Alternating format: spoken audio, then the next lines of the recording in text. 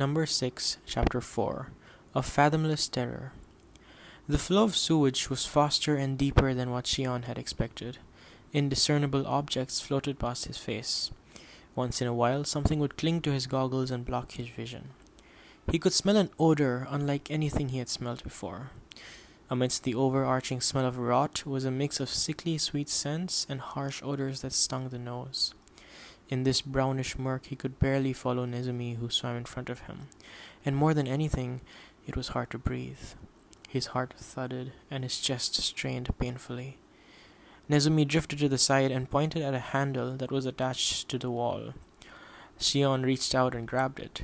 Together they turned it and pulled as hard as they could. A round opening appeared. He couldn't breathe. He was at his limit. His consciousness was fading away. The next instant, he was sucked into the hole.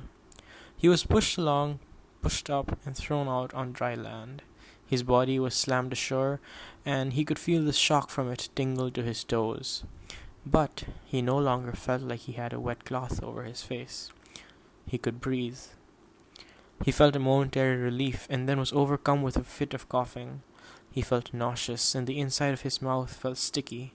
Xion yanked off his goggles and closed his eyes. For several moments, he couldn't move. "It's a little early for bedtime," Nezumi quipped, but his breathing was labored as well. Xion opened his eyes and saw a bare concrete surface. Where are we? In the sewage pipes, artifacts of the 20th century. Maybe not artifacts, since they're still being used. Nezumi shook his head vigorously from side to side. Water droplets flew from his hair. When the amount of sewage goes over capacity, they open that door back there to flush it down these pipes. They flush sewage down here? Without filtering it? Yep, your beloved city tends to do that sometimes. Where does it go? The West Block. So, they flush dirty water? How could they? Xion was at a loss for words. Nezumi stood up. The West Block isn't part of the city to him. It's in the margins. He probably only sees this place as some kind of garbage dump. He? Nezumi was standing still, staring unblinkingly before him. At the end of his gaze was a sewage outlet that they had just been washed out of. Sewage still trickled in thin streams across the concrete. Let's go. Nezumi bent down to scoop up the mouse scurrying about his feet, and he turned his back to Xion. Xion stood up hastily. He still felt nauseous, but he had some strength left in his legs to stand. I still have enough strength. It'll last me. It'll be all right, Xion mentally encouraged himself. On Nezumi's shoulder, the mouse that had been their navigator cheeped amiably. Ah! Xion brought a hand to his neck. He felt something faintly odd. On the base of his neck, there was a small part that felt numb. Xion felt the area with his fingers. There was a pea-sized blister growing, and it was itchy. He scratched it lightly. A chill wind blew through the center of his body. Xion could feel his heart contract. This gesture, scratching the neck, he had seen someone do this before. Yamase-san. Yamase's image floated up clearly in Xion's mind, pouring coffee, making conversation, always scratching his neck throughout. Don't tell me. Nezumi turned around. What's wrong? No, nothing. You better not be whining that you can't walk anymore. On the contrary, said Xion, I could do with a little more exercise. Want me to piggyback you while I'm at it? Nice of you to offer, but no thanks. The mouse on his shoulder was chirping. Xion walked faster to catch up with Nezumi. He was thinking too much. It was just a blister. The scrape on his arm and his bruised body were much worse than this. It was a blister, for goodness sake. Just a blister. Why the serious face? Missing your mama? My mother? Xion murmured. Nezumi, do you think I'd be able to get in touch with her? Forget about it. How are you so sure? You know well enough. Right now, your house is probably being searched top to bottom by the security bureau, down to the contents of your garbage can. Unless you have telepathic powers, there's no way you can get in touch with her. I guess you're right. I'm sorry, Mom. He could only apologize. I'm safe. I'm alive, so please. He didn't want her to despair. He didn't want her to grieve. Bullshit, Nezumi spat. What is? You're full of it. It was the first time Shion had been insulted to his face. What do you mean? What I'm saying is that you're full of bullshit for carrying this baggage, this crap, like it's the most precious thing in the world. Nezumi narrowed his eyes and fixed Shion with a hard gaze. His eyes were piercing and filled with an emotion almost leaning towards animosity. Shion opened his mouth to question him further, but Nezumi had suddenly begun to scale the wall. Upon a more careful look, Shion could see that there was a rusted metal ladder fixed to the wall. When he emerged at the top, he was greeted with an evening sky. He was above ground again. The sky was painted vividly in the colors of the sunset, and a chilly air settled upon him. The place looked like an entrance to the west block. In the distance, the outer walls of number 6 glittered as it reflected the setting sun. Because of the west block's lower elevation, number 6 loomed even larger before them. It was breathtaking to see the sprawling city encircled by shining walls. Shion even thought there was a sort of godly air about it. Nezumi began to walk in the opposite direction. They emerged from a sparse wood and soon came upon the ruins of a house. There was smoke rising out of it, and voices could be heard inside. Are there people living in there? Lots of them, Nezumi replied. Past the ruined house was a row of several barracks. This way. Shion was dragged by the arm to another ruins of a building. This one looked like it had been a warehouse before. The building had been quite spacious, but half of it had crumbled away into rubble. We're going underground again. Nezumi pressed a section of the wall, and it soundlessly moved aside to let them through. Beyond, there was a flight of stairs made of bare concrete, like those in the sewage tunnels. The mouse bounded down the stairs. At the foot of them was a door. Inside, it was pitch black. There was a click, and the room was bathed in dim light. Shion caught his breath and was rooted to the spot. There were mounds and mounds of books, piled precariously high. Most of the room was buried in them. Are these all books? Do they look like food to you? I've never seen this many. Let me guess, you've only read off electronic paper before? Yeah, well, not really, but wow, this is amazing. And to take another guess, you've probably never read Molière, Racine, or Shakespeare before. And of course, you probably don't know anything about Chinese classics or the myths of the Aztecs. I don't. Shion didn't argue otherwise. He was too overwhelmed. Then what do you know? Nezumi asked, running a hand through his wet hair. Huh? What have you studied up till now? Systematic knowledge, frontline technology, how to decode specialized scholarly papers, and what else? A lot else, Shion replied indignantly. Like what? How to bake bread, how to make coffee, park maintenance and cleaning. Not to mention, now I know how to scuba dive in sewage. You forgot how to reject someone when she asks you to have sex, and you've only ever thought of her as a friend. You didn't do a great job at it, though. Shion raised his chin defiantly and glared at the pair of grey eyes. If you have time to be making fun of me, will you let me wash up? I'm first. Nezumi pulled a towel from in between some books and tossed it at Shion. Don't be mad, he said. What I actually meant is that you've come pretty far since 4 years ago. You've learned a lot more useful things other than how to make cocoa. I'm humbled by your kind compliments. Hey, really, don't be mad. Nezumi disappeared into the pile of books. Momentarily, Shion could hear the muffled sounds of a shower. He took a good look around the room. There were bookshelves on every side, and they were filled to bursting with books. They didn't look like they were sorted in any order, and books of all sizes were shoved haphazardly into open spaces on the shelves.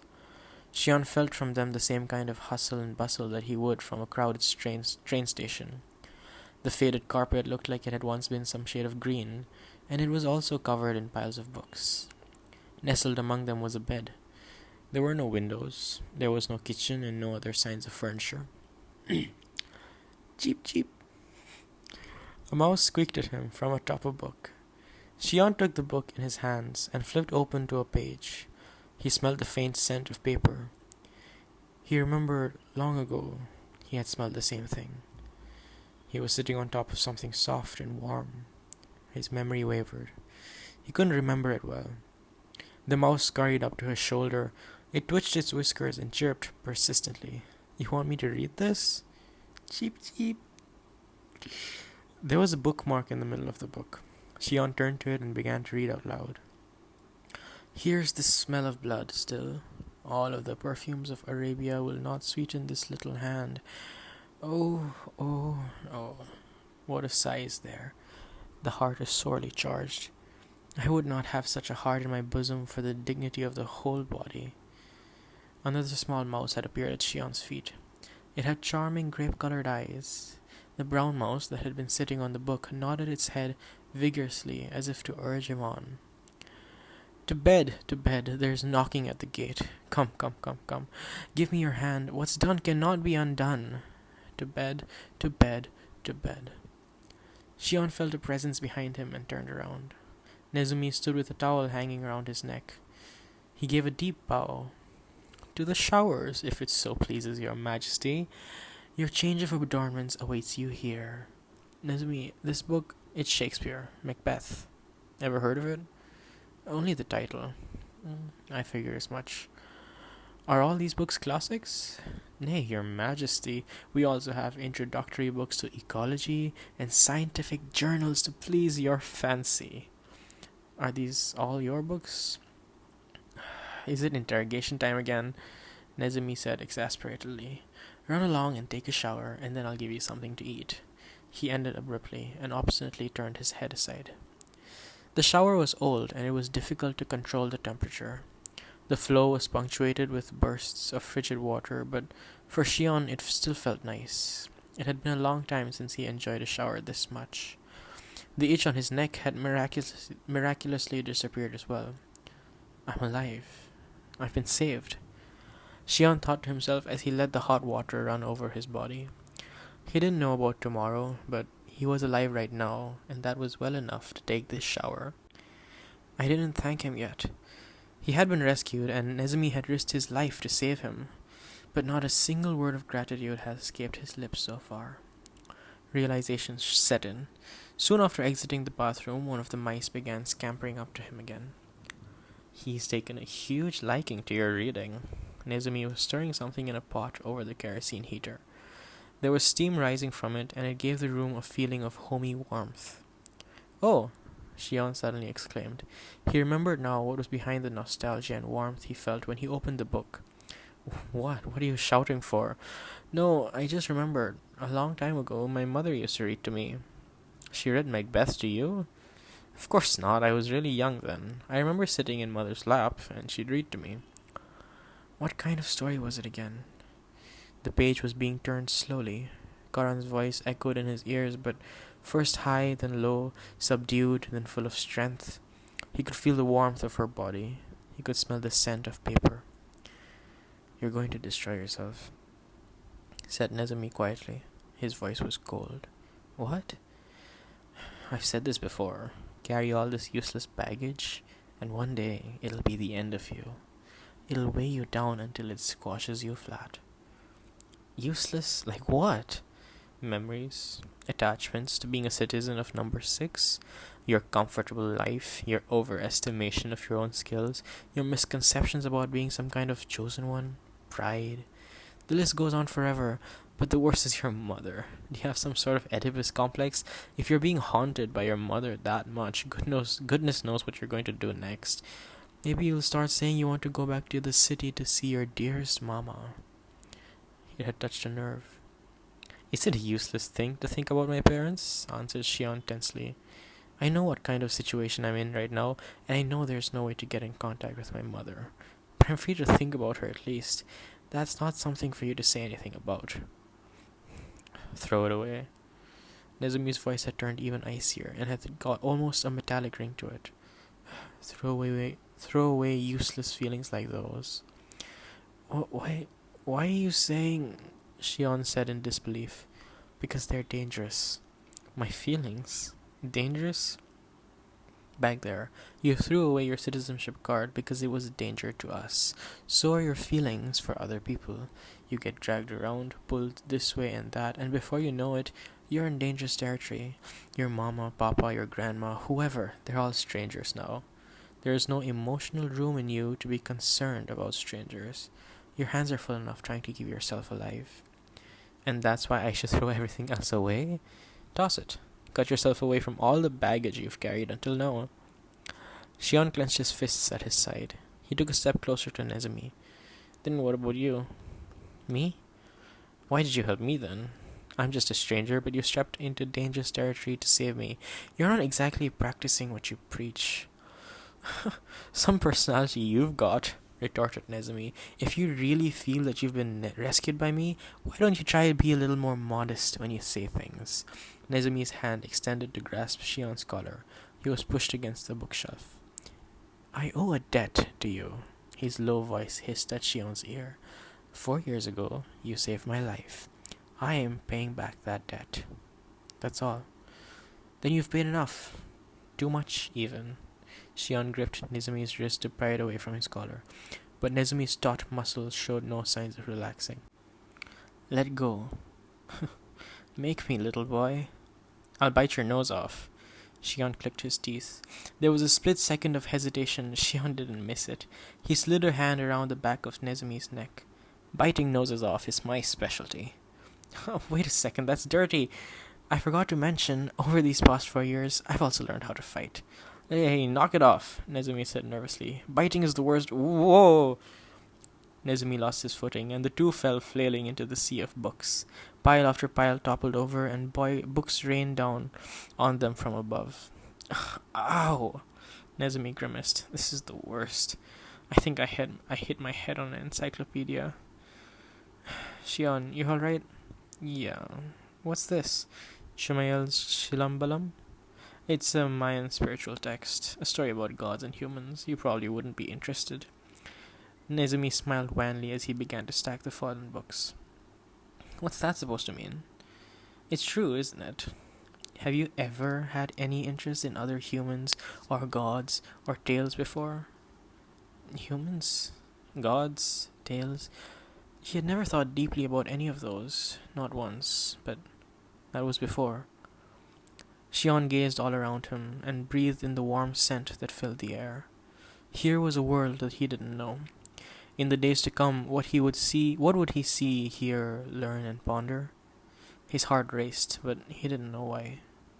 For a single moment, his soul had danced with an anticipation, much like the feeling of seeing the ocean for the first time. Then he thought of the look he must have on his face. He felt embarrassed for letting it show, and not wanting Nezumi to see, he bent down and nonchalantly picked up a book laying at his feet. What's this? A collection of Hesse's poems, Nezumi replied. O soul, thou frightened bird, thou shalt question again and again, once these stormy days have passed. When will peace come upon us? When will we be at rest? Heard it before? No. I figured as much. Don't ask if you already know, said Shion sourly. It's your job to learn it if you don't know.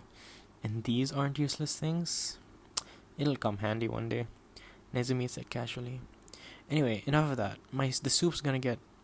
Nezumi swallowed his words. His eyes widened. What's wrong, Nezumi? Shion, your hand. Huh? Your hand... When did those spots... Shion's shirt sleeve was rolled halfway up his arm. There were dark spots beginning to spread over its bare skin. They had not been there when he was taking a shower. They had definitely not. What is this? He was screaming. At the same time, he felt a vicious pain pierce his head. Shion! The pain came in waves. They receded for a moment, then attacked, bearing ruthlessly down on him.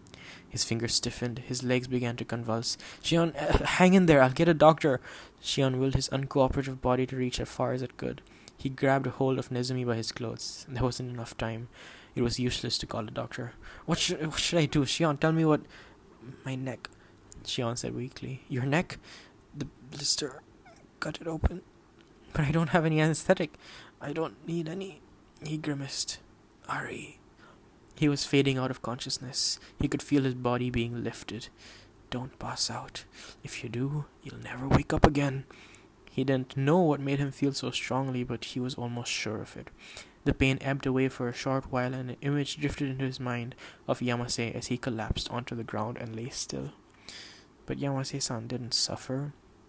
He didn't roll around in pain. He aged instantaneously and passed away like a withering tree. Yamase's symptoms were different from his. Maybe that means I still have a chance. His brain was pierced by smoldering red needles. They were countless and came from all directions. His body writhed in pain that he had never experienced before. His own screaming turned into scorching splinters that stabbed through him. He began to sweat profusely. He felt a strong wave of nausea. Blood and stomach fluids welled up inside his mouth and spilled over his lips. "It hurts, it hurts, it hurts." Shion no longer wanted to be saved or to be spared death. He wanted to be released from this pain, this suffering. He didn't need to open his eyes. He didn't need to live. He wasn't asking for much. He just wanted to be released. He felt like someone had grabbed him by the hair from behind and was dragging him into the darkness. He felt relieved. All he had to do was lend himself to it, and he would be taken to a better place.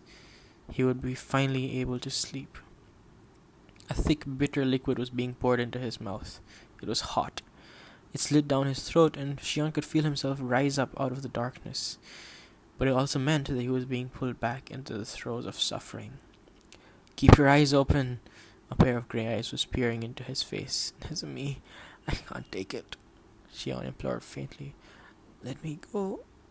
He was slapped sharply across the face. "Don't bullshit me. You're not going anywhere. Drink up." The strong and bitter liquid was forcefully poured into his mouth again. The darkness was lifting. Weak pulses of pain throbbed in his head.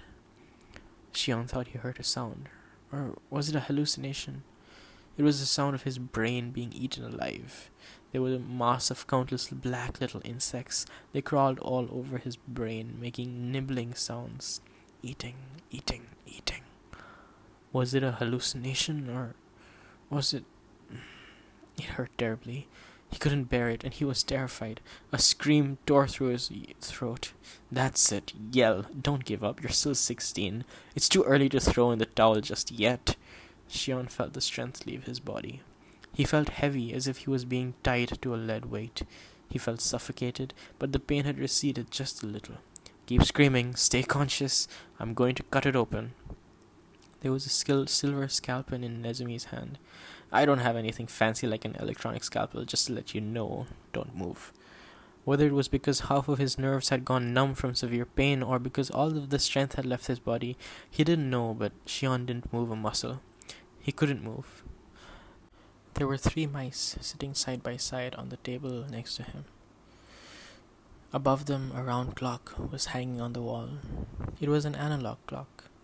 Tick, tick, tick. He could hear its sound. It was his first time hearing the sounds of time passing by. A second passed, then a minute. Time engraved itself. It passed, gentle, meandering, and vague. The world before him blurred. His cheeks were hot. A tear slid down, touched his lips, and was absorbed, still hot, into the sheets. "It's over." Nezumi let out a long breath. Was the metallic clink the sound of the scalpel hitting the floor?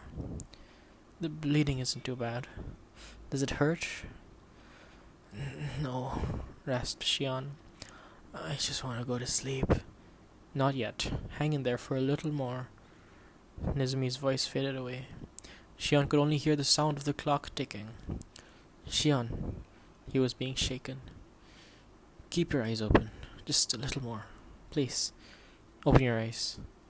"Shut up," he wanted to say. Shut up. A little more? How long is a little more?" "Don't give me this shit. You put me through all this trouble. You can't just go off on your own." "Shion, you know what that means? Your mama's going to cry. What are you gonna do about that girl, huh? Safu, or whatever her name is. Have you even slept with a girl before?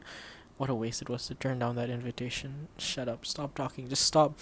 You don't know anything yet about sex or books or how to fight properly, and you still think you don't need to go on living? Shion, open your eyes." He opened his eyes. He saw 4 pairs of eyes staring back at him. 1 pair was grey and they belonged to a human.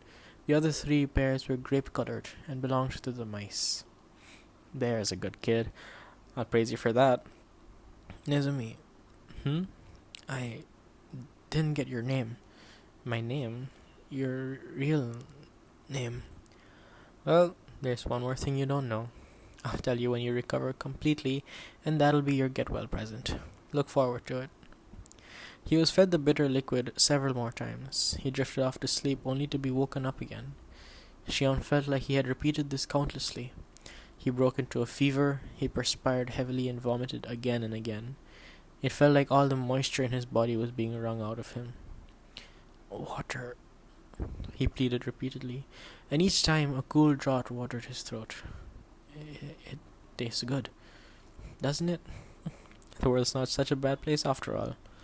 Nezumi's hand slowly caressed Shion's hair. It's all right now. Go to sleep. Can I? Yeah, you're past the worst of it. You've won. That's quite something. The fingers that stroked his hair were gentle, as was the tone of Nezumi's voice. Relief washed over his body. Shion closed his eyes and dropped off into a slumber. With a hand still laid on his hair, Nezumi was checking Shion's breathing as he slept. It was a little weak, but relaxed. It was not erratic.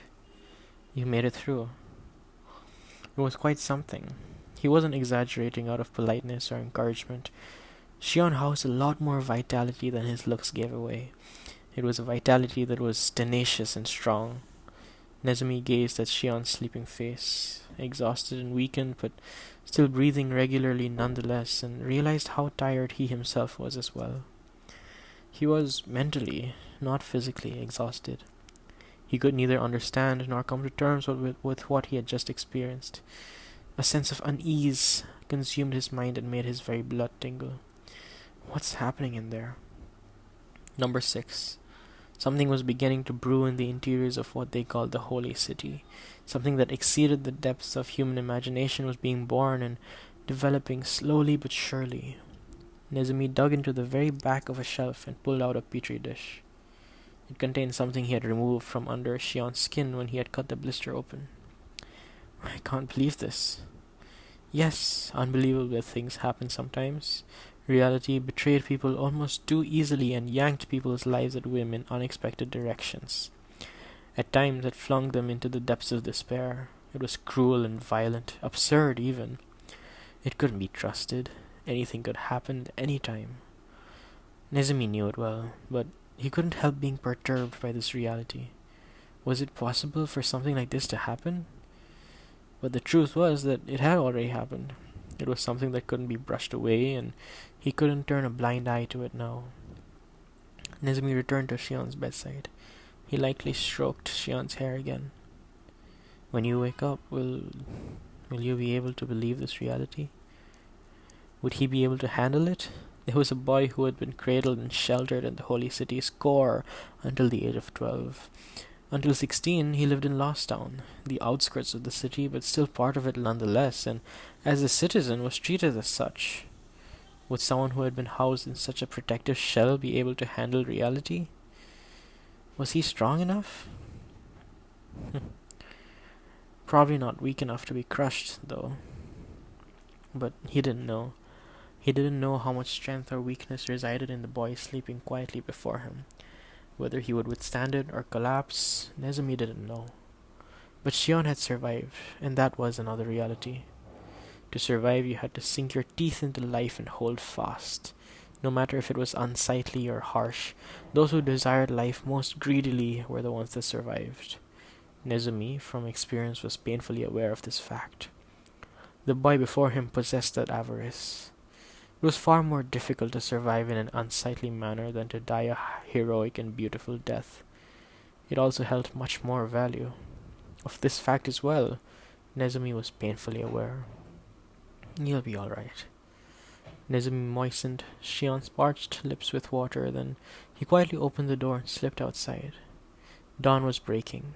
The sky was lightening from black to purple, and a sprinkling of stars winked in the sky. Number 6, Nezumi addressed the mammoth city darkly looming in the distance. You just wait. Someday I'll carve out that infection of yours and lay it out in the open. A streak of light shot across the sky. A flock of birds took flight. The sun was rising. Morning was coming. The west block was still thrown in the depths of darkness, but the holy city, bathed in the light of the rising sun, glittered as if to laugh in contempt at it. Nezumi stood still, facing the city in silence. The streets below were brimming with light. He never tired of gazing out at the morning scene from this room. That was how magnificent it was, exquisite. The orderly streets and the lush colors of the abundant trees that lined them were beautiful. It was a place full of functionality and vigor. Nowhere could one find anything so wasteful or ugly. This was a product of human hands, the highest possible. There was a chime. A monitor set in the wall flickered and displayed the long, thin face of a man. "I apologize for disturbing you so early in the morning." No need. I've been waiting for you." "The investigation is complete. I would like to report the results to you directly, in person." "In person? That's rather cautious of you. Is there something amiss?" "The suspect has escaped." "It seems so. I've heard, but surely that's not of overt importance." "He was involved in it. He aided the suspect's escape." The man on the screen pushed his glasses up his nose. They were rimmed black and visibly old-fashioned. Perhaps he was under the impression that they suited him best, because he had not changed his frames once for the past 10 years. "Are you sure of that?" "We've confirmed it. The vocal signatures match." "Aiding an escape, huh?" "And his method?" "I'll report all the details to you shortly." "Understood. I'll be waiting." "If you'll excuse me, then." The image disappeared and the monitor faded back into the wall. The man let his gaze wander around him, then out the custom glass panels of his window to the sky that expanded beyond. It was a deep blue that pierced his eyes. The seasons were taking their course again. "So you've come back." What did he return himself for? Why did he show himself again? A single petal loosened itself from the bunch of roses displayed on his desk and fluttered silently to the floor. "You should have stayed quietly where you were, idiot." He crushed the crimson petal with his foot. It smeared on the lush carpet, leaving a stain that reminded him of blood. Yamase was squatted on the floor, hugging his knees, his head bowed. He looked like a child sulking after being scolded. "Yamase-san," Shion called over to him. There was no answer. "Yamase-san, what's wrong?" Yamase dissolved into tears. "Yamase-san, don't cry." Shion placed a hand on Yamase's shoulder. His anguished sobbing tore at his heart. It was painful just to listen to him. "What's making you cry like this? Is there anything I can do?" "There is." Yamase's hand grasped Shion's ankle. "Shion, I don't want to be alone. Why did you have to get saved?" "Huh? Come with me," he pleaded. "You will, won't you?" "Yamase-san, what?" The hand grasping his ankle changed color. It was beginning to rot. Chunks of flesh decayed and fell away from Yamase's arm. Shion could see his bone peeking through. "We'll go together, right?" Shion's ankle was being tugged harder. He was being dragged into total darkness. Yamase's arm continued to rot as it grew in length and wound around Shion's torso until it finally reached his neck and began to choke him. "No, stop!" Shion reached out as far as he could. He felt something firm and definite and closed his hand around it, gripping hard, and he screamed, "No!" Shion awoke with a start. His throat was painfully dry. "No what?" Nezumi was peering into his face with a serious expression. "Nezumi," Shion murmured dazedly. "Oh, I'm alive." "You are. Congratulations on your safe return. And I'm sorry for ruining your moment, but can you let go of my hand? You're holding on pretty tight, and it hurts." He had been grasping Nezumi's hand so strongly that his fingers were digging into his flesh. He had clung to this hand to escape from the darkness. "Want some water?" "Yeah," Shion said gratefully. The water was cold and quenched every corner of Shion's body. "I remember you giving me water like this again and again." Words formed slowly on Shion's lips and left them in awkward fragments. "There's a spring nearby that's not too bad. It's free, so you don't need to worry. You saved me again." I'm not the one that saved you. There aren't any adequate doctors or medical facilities here anyway, and even if they were, they wouldn't have done any good. No one could have saved you. You brought yourself back. You put up quite the fight. I am a bit impressed, actually. I promise I won't call you a little boy anymore.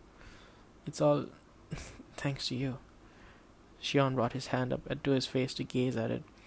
It felt somewhat dry and rough, but there were no spots or wrinkles on it. It was still the same young hand. He breathed a sigh of relief. I had a bad dream. Shion began softly. I wanted someone to help me, and I reached out as far as I could, and I grabbed onto your hand. That frightening, huh? Yamase-san was there, and he told me I can't be the only one to be saved. His arm was wrapping around me from my torso to my neck. Shion trailed off to feel at his neck. It was wrapped in bandages. From your torso to your neck? Nezumi gave a short intake of breath. He lowered his gaze and moved away from the bed. Yamase-san was never the kind of person to say that, Shion continued reflectively. He would have been happy for me that I was saved, but why would he come into my dreams? And because you feel guilty about it, Nezumi said shortly, wrapping the super fiber cloth around his shoulders. A mouse leapt up onto one shoulder from a pile of books. That Yamase guy died, and you survived. You're feeling guilty about it, and that's why you're having stupid dreams like that. Everything's stupid or useless to you, isn't it? Whoever lives wins. Don't feel guilty about having survived. If you have time to be feeling guilty, work on living a day longer, a minute longer, and once in a while, remember the ones that died before you. That's good enough. Are you saying that to me? Shion questioned. Who else could I be talking to? It sounded like... Shion hesitated. Almost like you were telling it to yourself. Nezumi blinked. He stared at Shion for a moment and then muttered ridiculous under his breath. Shion tried to lift himself up on the bed. He still couldn't move his body as well as he wanted. He noticed that his entire torso was wrapped tightly in bandages. Why are there so many? You were tearing at yourself in pain, that's why. Lie down. It's still too early to move around, and take the medicine by your pillow. When I go home, I'll treat you to some soup. You're going out? I have work. Nezumi turned his back to Shion and briskly left the room. Shion swallowed the white pill as he was told to. A brown mouse squeaked at him from beside a glass of water. Thanks. The mouse nodded as if it understood his word of thanks and perched on Shion's chest as he lay back down. What kind of work does your master do? Cheep cheep. What's his name? What kind of life has he lived until now? Where was he born and what... He trailed off. He was getting drowsy. It seemed his body was in want of a little more quiet rest. Shion nodded off to sleep. This time he had no dreams. When he awoke, the heaviness and lethargy in his body had disappeared. He didn't feel any discomfort other than a dull pain from the wound on his neck. His body was recovering quickly. There was no one else in the room. It looked like Nezumi had not returned yet. A dim darkness had settled, and it was quiet. Shion turned his head to see the 3 mice curled up fast asleep by his neck. He rose quietly and put on his shoes. He wanted badly to catch a breath in the outdoors. He wanted to fill his lungs with fresh air. Shion took several cautious steps. He was sweating underneath the bandages on his neck and chest. He unwound the ones around his neck. Now it was much easier to breathe. His feet were light and he didn't feel dizzy or nauseous. Shion opened the door and climbed up the stairs. A cold draught of air stung him. The world at ground level was bathed in a reddish light. It was dusk. Colored leaves were falling from the trees. They danced in the wind and with a dry rustling sound fluttered to the ground. Looking above, he could see the dark branches of the trees, mostly bare, cast in stark relief against the sky. In the distance, he could see number 6. Shion felt a hot pricking at the back of his eyes. It wasn't from nostalgia for the city where he was born and raised. It was the sights of late autumn, this unremarkable scene that tugged at his heart. The faint rustling of the fallen leaves, the smell of earth, the color of the sky, all resonated in his heart deeply as if to coax the tears from him. He'll have another good laugh if he sees me like this. Shion bit his lip to hold back his tears. He inhaled deeply. He heard the sound of high voices raised in laughter behind him. Shion turned around and saw 3 children amongst the trees, coming up the slope towards him. There were 2 boys and 1 girl. Did these children live in the ruined house that he had seen earlier? They all had similar round faces. He didn't know what they were laughing so joyously about, but Shion felt his own feelings lift just watching them. Karan loved children and always used to hold sales that went by names like half price for children under 10, so the bakery was always filled with the voices of small children. That was inside number 6. This was outside. But despite how bizarre the world on this side of the wall was, the sound of children's laughter was still the same. The girl, who looked the oldest out of all of them, noticed Shion first. She stopped in her tracks and opened her eyes wide. Her face stiffened. Shion didn't mean to scare her. He raised his hand in greeting and spoke first. "Hi there." The small boy standing behind the girl burst into tears. Oh, don't cry." Shion made her take a step closer. The girl's face contorted. "Snake!" she shrieked. Hastily scooping up the boy in her arms and taking the other girl by her hand, she clambered back down the slope. Her shriek echoed high into the sunset. Shion stood in stunned silence. "Snake? What did she scream for? What snake?" He didn't understand the girl's words. What did she see? He turned around. There was nothing save for the scenery of the autumn. There were no snakes or birds. There was no sign of any living thing. Did the shadows of the branches look like a snake to her? No, that girl was looking straight at me. She was looking only at me. Shion shivered. His scalp was tingling. He ran a hand roughly through his bangs and pulled hard. It was a habit of his when he was agitated. What? Shion's breath caught in his throat. There were a few hairs clinging between his fingers. They were an almost transparent shade of white. They caught the light of the setting sun and glimmered. How? What? He raked his head, pulled out more hairs. They were all the same. He felt his face. The skin under his palm was firm. There were no wrinkles or sags, but he felt a strange sensation on his neck. There was a slight swell under his skin that was winding around his neck. Shion half tumbled down the stairs in haste. A mirror, I need a mirror. He knocked over a pile of books. The startled mice darted underneath the bed. He found a wooden door next to the bathroom. He opened it and found a space about big enough for one person to lie down or stand up. The back wall looked like a mirror. There were various things hanging on the other walls, but Shion was in no mood to check.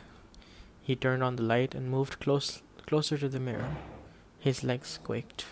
His hands were trembling, but he forced himself to gaze into the mirror. He gave a faint cry of horror. What was he seeing in the mirror? What was this snake? The girl's shriek welled up and echoed in his ears. He needed air, else he felt like he would suffocate. He couldn't breathe. Shion staggered and leaned heavily against the wall. He stared at himself in the mirror. His eyes were glued to it and they would not move. He couldn't look away. His hair was white and shining. And there was a snake. A red serpent, about 2 centimeters wide, was coiled around his neck. That was what it looks like. He had no doubt about it. This can't be. He shed his clothes. He tried to tear off the bandages that wrapped his entire body. They had been wound tightly with care, and they tangled and knotted as if to mock Shion's fumbling hands. When at last the ends of the bandages had fallen away from his body, Shion gave a strangled cry. The crimson band that had risen up on his skin began from his left ankle, coiled up his leg and extended across his crotch and torso, wound past his armpit and reached up to his neck. It was literally like a snake that was strangling him. It was slithering over his naked body, a red meander scar.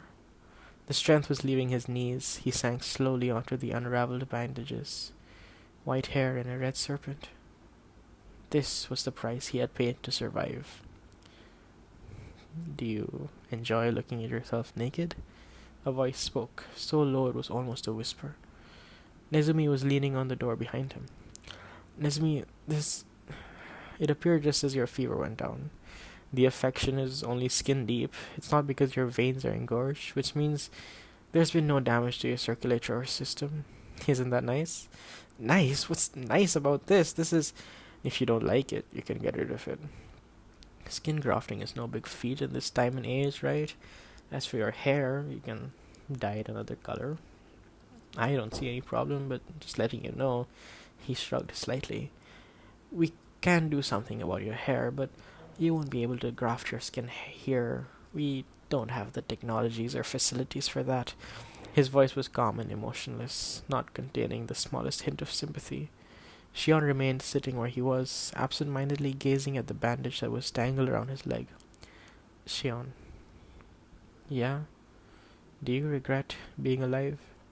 It took a moment for Shion to respond. What? He said vaguely. Oh, did you say something? Nizmi sighed and knelt down in front of Shion, hooking a finger on his chin. He forcefully tilted Shion's face up. Stop looking down and look at me. Snap out of your daze and listen to what I'm saying. Are you lamenting it? Lamenting? What? Being alive. Lament. You mean like wishing it didn't happen, right? Obviously. No, said Nezumi sarcastically. I was speaking French like lament for mint. Really? Get a grip on yourself. Has something happened to that gifted brain of yours? Regret? Towards living? Was he lamenting the fact that he was alive and sitting here looking as he did now? Shion slowly shook his head. No, I'm not. He didn't want to die. Even if he had been struck down, he would have crawled across the ground to stay alive. He had no clear goals or hopes. He had no sights of the future. His body had changed startlingly, and his soul was in turmoil. But he still did not want to die. Life was in the delicious taste of the water that quenched his throat. It was in the color of the sky that spread before his eyes, the tranquil evening air, freshly baked bread, the definite sensation of someone's fingers, soft, secretive laughter. Shion, what do you hope for? The unexpected confession, uncertainty, and hesitation, all these things were connected to being alive. No matter what his appearance became, he didn't want to be cut away from any of these. Nezumi, he whispered, I want to be alive. The tears that he held back until now gave way. A single droplet spilled over his cheek. He hastily brushed it away. It's no use hiding it, stupid, sighed Nezumi softly. How can you cry so openly like that? Aren't you embarrassed? I just let my guard down, okay? Said Shion crossly. I'm having trouble controlling myself because I'm not emotionally stable yet. I'm a recovering patient, so stop making fun of me. Nezumi silently gazed at Shion's face, and then reached out to gently grasp at his hair. If it bothers you so much, I'll dye it for you later. But it looks pretty nice on its own. And besides, Nezumi's fingers moved to trace the red scar across Shion's chest. Think about it. You've got a red snake coiled around your body. Quite alluring, I'd say. I'm not flattered at all. Well, I don't enjoy seeing you naked either, Nezumi retorted. Put some clothes on. I'll treat you to some hot specialty soup and meat. Come to think of it, it had been a long time since he had eaten any food. There was a burning sensation around Shion's stomach as hunger suddenly gnawed at him. What kind of soup? Need any help? Nezumi blinked. You bounce back pretty fast, don't you? Huh. Nezumi's voice suddenly dropped low and hoarse. Round about the cauldron go, in the poisoned entrails throw, toad that under cold stone days and nights has 31, sweltered venom bleeding got, boil thou first in the charmed pot. What's that? Macbeth, the scene where the three witches are brewing newt eyes, frog feet, and bat wings in a cauldron, making their special soup. Charming, isn't it? If that's your idea of specialty soup, I'll have to say no thanks. Instead of bat wings, we'll use chicken, and instead of newts, we'll toss in lots of fresh vegetables. We'll substitute for frogs for a clove of garlic. Just a moment's wait, Your Majesty. Nezumi's specialty soup was piping hot and more delicious than anything Shion had ever tasted.